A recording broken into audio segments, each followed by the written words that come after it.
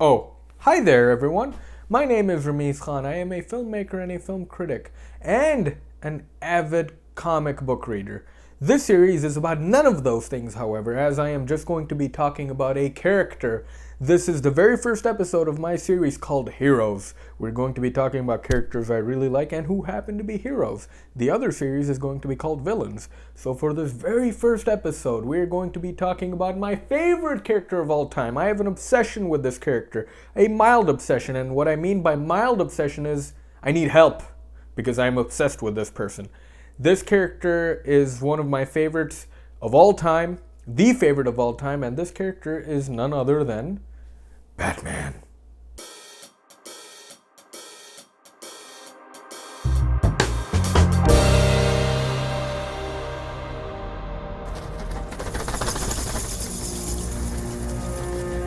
Batman, the world's greatest detective, the Dark Knight, the Caped Crusader. Who does not know of him?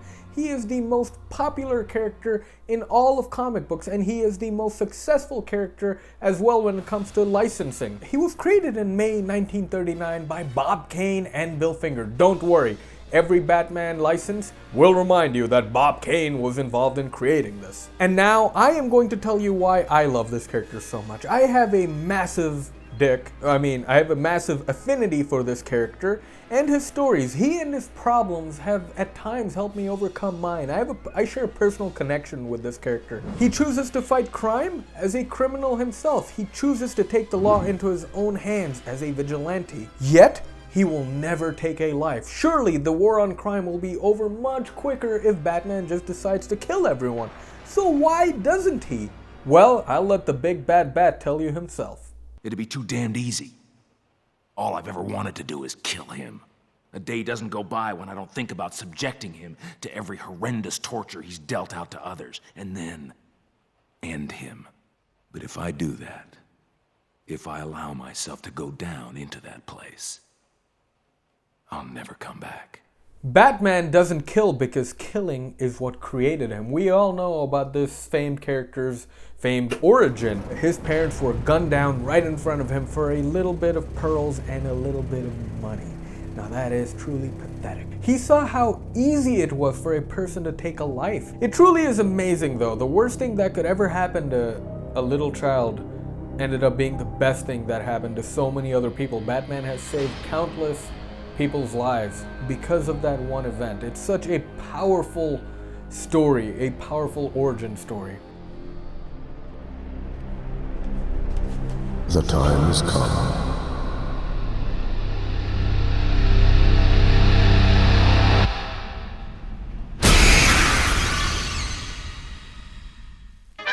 Now let's get a bit personal. Why do I love Batman? Why do I love this character so much? Batman and many other fictional characters have helped me overcome some of my personal demons and personal fights. Not so long ago, I had a struggle, a really big mental health struggle, and that's one of the reasons why I was off of YouTube for a while. And to some extent, you know, reading Batman every now and then helped me out. I am aware that this is a fictional character, but every fictional character in any medium has been written by a very non-fictional person. Now, anytime a writer writes a new character, he or she puts in a little bit of him or herself in the character. Meaning, who knows, the writers might have gone through the exact same things Batman is going through. And if they were tough enough to beat those things and gone on to write about it, hey, maybe so can I.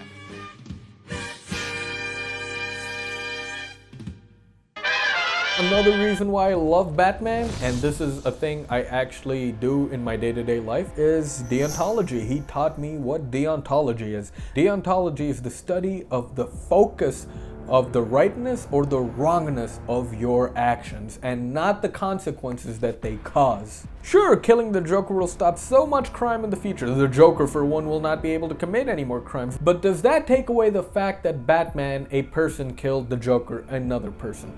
Now you're getting to know how cool Batman is. Now, exactly how cool is he? He is the most popular character when it comes to licensing. This guy has 7 movies. This guy has an animated series behind him. This guy has 3 really good video games behind him. And that's more than I can say for the supposed most popular character in the world, Superman. Superman 64, I am looking at you really hard. Now, if you've seen my Arkham Knight review, you might remember how I said that we have yet to see the quintessential Batman movie, and I stand by those words. The best version of Batman to me is in the video games and the animated series, not only because Kevin Conroy voices him, which is pretty badass, but because they explore the psychological effects of being Batman, and they actually show him being a detective. Have you seen Batman being a good detective in any of the Christopher Nolan movies? Oh, you have? Really, you have? Where were the other drugs going? Where are they? Killing is making a choice. Where are they? Where's the trigger? Where is it? You never give it to an ordinary citizen. Where is it? Where's the trigger? Where is it? Where is it?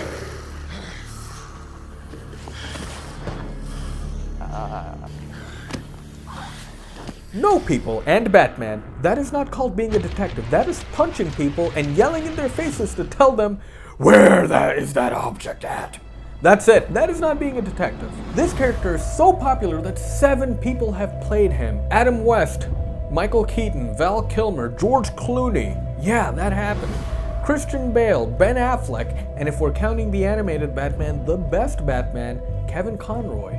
That amount is equal to the same amount of people who have played James Bond. 7. Mind you, James Bond has a longer history and lineage. Speaking of James Bond, the direction of the latest James Bond films is very reminiscent or very similar to the Dark Knight trilogy if you think about it. Casino Royale is an origin story of James Bond, just like Batman Begins is an origin story of Batman. Skyfall and The Dark Knight to me are almost the same movie. Both films visit China, both have a villain who gives up intentionally, and both films challenge our hero after he loses someone really close to him. And Spectre seems to be following the theme of The Dark Knight Rises, where a part of his past is going to come and haunt him. Even the friggin' posters are similar. Look at this poster of The Dark Knight Rises and then look at this poster of Spectre. The fallen buildings form the bat symbol. The glass breaks into the Spectre logo. That's really pretty cool and similar. It just goes to show how powerful this character's marketing and the usage of this character has gone on to influence another big franchise movie. Well, that's enough of comparing Batman and James Bond. That's for another video, which I want to do. If this video did not convince you as to how much I love this character, I don't know really what will. I love Batman. He is synonymous in my life. There are so many moments in my day and in my life where I'm struck with a tough situation and I don't ask myself, what would Jesus do? I ask myself, what would Batman do? This is a character who is so hell-bent on saving his city the right way, the only way, and that is so commendable. It's about doing what's right because it's right, and that's the only reason you need. I'm monitoring that facility. You're out of time. I'm begging you, leave now. It's what you taught me. Do the right thing. That's all that matters. Master Bruce, I implore you, you must get out of there. If this is about Miss Gordon, you cannot blame yourself for what's happened. Save yourself before it's too late. Goodbye, Alfred. His passion and his rule has hurt him equally as much. Nothing hurts like losing one of the family. Knowing that there is no one to blame but yourself.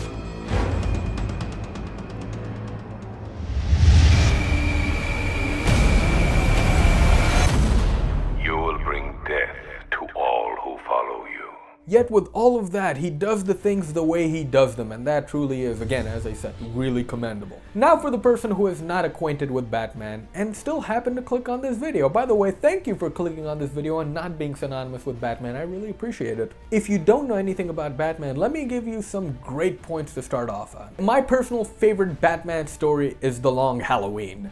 Number 2 is The Dark Knight Returns. Frank Miller has done some excellent work on this character right after his Daredevil run. Check out The Dark Knight Returns and Year One. Batman No Man's Land is another fantastic story which you can start off with. Nightfall, a very popular story where Batman's back gets broken.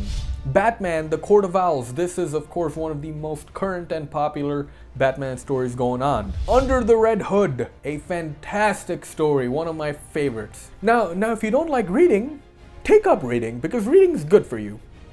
But still, if you don't like reading, You can play the Arkham video games. They are awesome games. All four of them are awesome.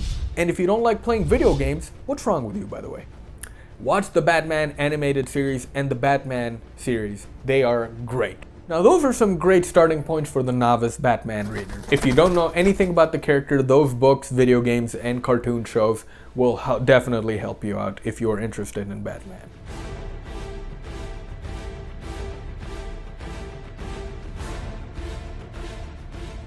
Now people, I want to take this opportunity to ask you, what do you think of Batman? Is Batman your favorite superhero? Do you like Batman? Who is your favorite Batman of all time when it comes to live action? Please say Adam West. Adam West needs some love, by the way. So yeah, let me know what you guys think about those questions in the comments below. And I just want to thank you guys for watching this video. It really means a lot to me. You guys want to connect with me, hit me up on Twitter at Rameez Film Geek. Please hit the subscribe button and hit the like button also. That button helps me out. And just, yeah, thank you very much, people. My name is Rameez Khan. I am a filmmaker and a film critic, and I will be back with another episode of Heroes soon enough. Remember to love yourself, people. I will see you again